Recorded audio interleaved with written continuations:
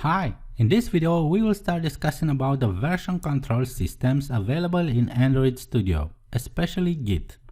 We will see how to install, configure and use Git client for Windows. I'll start by opening the web page located at git-scm.com/downloads in order to be able to download the Git client for Windows. Git is available for many operating systems like macOS 10, Windows, Linux and even Solaris. I'll select Windows as my operating system and the download should start. I will fast forward the video here as the download process could take a few moments.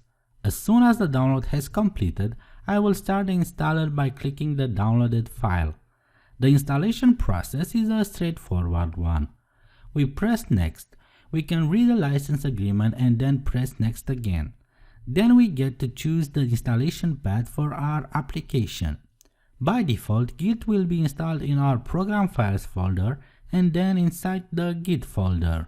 I will copy this location in case I will need it later and will press next. Then you get to choose a couple of options. Here I usually disable the Windows Explorer integration because I will exclusively use Git from Android Studio. Feel free to let that option checked in case you want to use Git from Windows Explorer. We'll leave the other options at the default values and we'll press next. Then you get to choose a start menu folder for the program. I will again leave the default option here, which is Git, and will press next. Then I'm asked about changing my Windows path variable. Again, the default option is the best solution here and will do the same for the next window, which allows me to configure the line endings conversions. We'll finally press next and the installation process should start. As soon as the installation has completed, I will uncheck the option to see the release notes information and will press finish.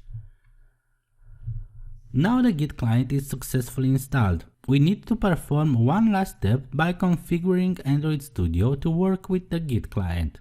We can do that by switching to Android Studio and selecting settings from the file menu. Here we navigate to the version control tab and we select Git. The first line contains the path to the Git client executable. As we use the default installation path when we have installed Git, Android Studio has automatically detected this path for us. Otherwise, I will have to provide the path to the Git client installation here. We can test the presence of the Git client by pressing the test button, which will execute Git for us. We can see that Git has been successfully executed along with the version number of the application. And this completes the installation process of Git client for Windows. Thanks for watching.